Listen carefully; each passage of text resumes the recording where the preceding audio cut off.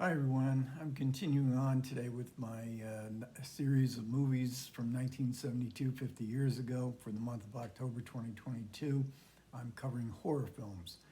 And I'm trying to fit as many horror films into this month as I possibly can. I'm discovering more and more titles than I had originally thought, but some of them are kind of expensive. So today I'm going to cover Sisters by Brian De Palma, and that is in the Criterion Collection. And I thought I'd save a little bit of money here because it is streaming on the Criterion channel, and it's streaming with all the supplements. So I'm not missing anything by the streaming. And you can access Carrie Ricky's great essay. And after you see the film, or if you're familiar with the film, please find her essay on Criterion.com. And if I remember, I'll actually leave a link to it because it's really an informative, well-written essay.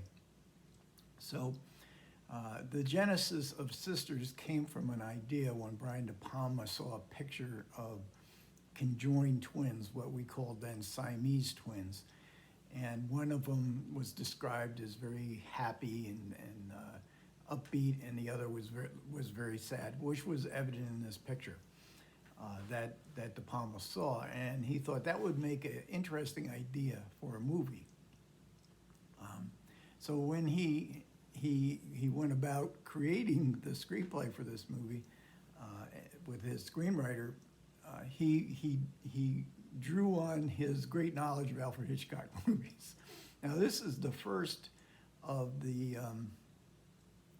of Brian De Palma's Hitchcock movies, his era of Hitchcock movies, which he would continue on with in movies like Dressed to Kill and Body Double.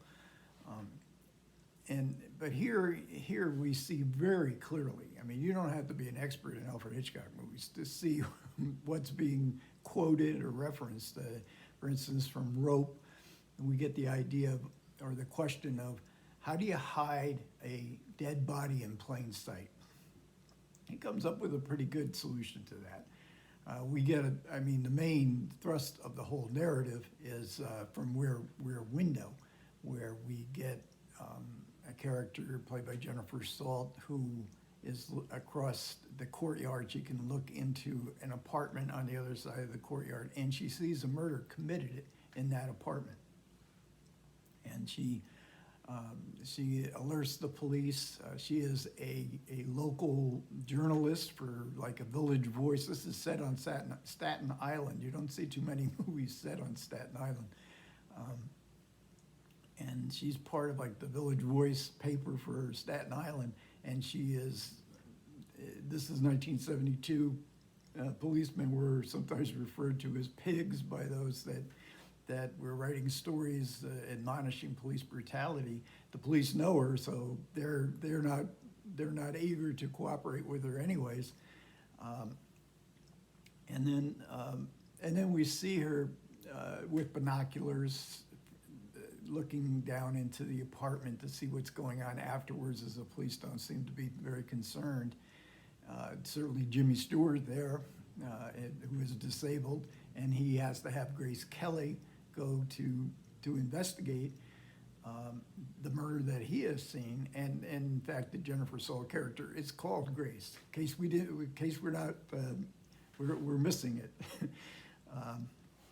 From Psycho, this is a slasher movie, at least partly, and we get the shadows of the knife, the shadows on the wall of a slasher from Psycho. And Grace, the Jennifer Salt character, hires a private detective, certainly Arbogast, delightfully played, this private detective, delightfully played by Charles Durning. We get Vertigo, The Tailing. This is a film that has a couple long passages of tailing another car, but mostly Vertigo. The feeling of Vertigo comes from the Bernard Herrmann score. And believe me, this is one of Bernard Herrmann's greatest scores. I mean, it has all kinds of intimations from and echoes, evoking his score from Vertigo, but it's beautiful onto itself. And in fact, it's one of those scores where, a film is scored, or a score is developed for a film, orchestrated for a film. It almost seems like this film is being orchestrated for Bernard Herrmann's score. I mean, it is just, it comments on the film, and it gets you in this kind of mood. But of course, it is, again, a Hitchcock mood. Now, why is he doing all this? When I saw Sisters in 1972, I was, like Brian De Palma, I was a Hitchcock fanatic. Every time a Hitchcock movie came on television, I was there. And so, and lots of people were. Hitchcock was a very popular filmmaker. So it wasn't just me that was noticing all this. The critics did, and a lot of the critics had the same idea, or the same reaction. Is he ripping off Hitchcock? Why is all this stuff, why are all these references so blatant? And De Palma at that time in interviews, he would sort of downplay the Hitchcock, and the Hitchcock elements in these films, which I always thought was kind of disingenuous. Of course you're using Hitchcock. What do you get all there's Roman Polanski, there's Ingmar Bergman. I mean, there's so, and especially in Sisters, there's so much Hitchcock there. And I had seen 3 of the 4 earlier films by Brian De Palma. I had not seen Murder Alamo, so he did do a sort of murder mystery, but I did see the others. They were the Hi Mom, Greetings, and The Wedding Party. They actually played in first-run film theaters in New York City. And you were introduced in those films to future stars like Joe Clayburgh and Robert De Niro. I was aware of Robert De Niro before he made his big breakthrough with Marty Scorsese in Mean Streets, but there is no. My memory may be faulty, but I don't remember seeing anything remotely referencing to Alfred Hitchcock in those 3 films. And they were sort of improvised type movies that didn't have any real coherent storyline, but there was like, dramatic acting scenes in these films that had a certain power to them. They caught the eye. De Palma had caught the eye of critics before Sisters. But now I'm watching it 50 years later. I'm not sure that I ever saw Sisters through this 50 years because I didn't, because of my initial reaction to the film. And so what else is he bringing to this what I thought was a Hitchcock knockoff? And also, referencing Hitchcock is so pervasive throughout film history in the last 50 years. Why not? Why not start out with a kind of experimental storytelling, which his previous 3 movies were, but I see Sisters now through the scope of, he was experimenting with storytelling. And in a more recent interview with Brian De Palma that's included in the supplements, he was saying he wanted to try to figure out how to tell a whole story, go from A to Z with a coherent storyline. And so, and there's also the feeling that filmmakers who are, De Palma's a bit older than me, but of our generation, who are so brought up, not just on Hitchcock films, but on films in general, and falling in love with the medium, but not being part of it. And you study and you analyze all these different scenes and how they were done.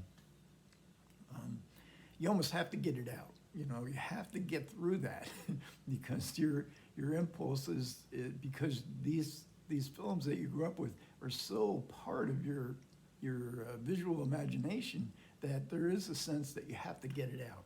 Not just with De Palma, but with other filmmakers as well, who might not be specifically referencing Hitchcock. And And also with seeing so many De Palma films, he is a very prolific filmmaker. There is that emphasis here in Sisters that I think goes forward, which is on female psychology. And I think his most successful films are when he is confronting female psychology. And in another one of the supplements, we see Jennifer Salt in a fairly recent interview saying that she knew Brian De Palma from her days at Sarah Lawrence. And Sarah Lawrence was at that time was an all-girls school. Brian De Palma was going for his master's degree, I believe, in theater arts because he was sort of the protege of the director of theater arts at Sarah Lawrence.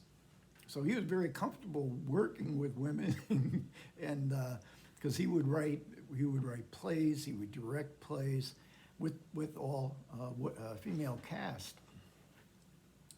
And also, there in seeing this film again, 50 years on, there are some visual crescendos of De Palma's own making that probably don't owe a whole lot to Hitchcock. In particularly, there is a dream sequence at the end that is just absolutely brilliant, and it's sort of a hallucination kind of sequence. And although it begins and then begins again with a focus on the Hitchcockian close-up of an eye, the hallucination is just so imaginative. And he had brought up what were called the freaks from the freak show in the circus.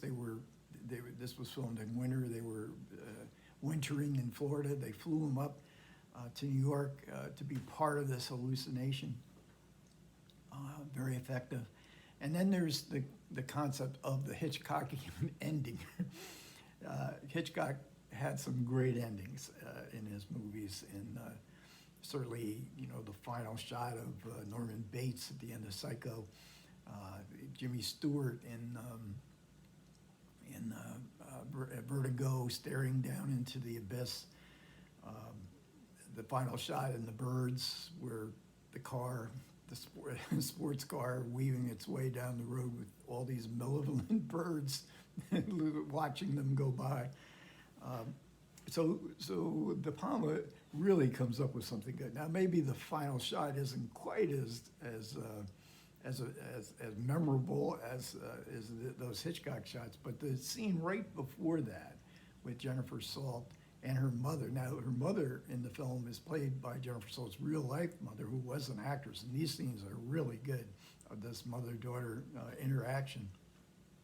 And in some ways, I think, despite the blood and gore, that scene that precedes the final coda or the final shot of the movie is maybe the most shocking. I mean, you're really taken back by that. So overall, just a great movie to revisit. When I started going through what I was going to watch for horror movies, I thought, boy, this isn't a very good mix of, well, these first three of my adventure through horror movies. It's been really good, and it's so much part. There is a good bit of nostalgia involved in that, but also in Jennifer Salt's interview, she talks about her friendship with Brian De Palma and her friendship with Margot Kidder. And I didn't mention Margot Kidder. How could I forget her? She gives a great performance as these twins, these conjoined twins. But they became best friends. They had a house together. Who hung out at this house? Paul Schrader, Martin Scorsese, Steven Spielberg. This was the genesis of the new Hollywood, and she was quite proud. She's the daughter of Waldo Salt, who is a great screenwriter and was very famous in 1972 because of his great success with Midnight Cowboy. So again, a really interesting horror film from 1972. Okay, thanks a lot for everybody who listened. I appreciate it. Comments are welcome. Take care.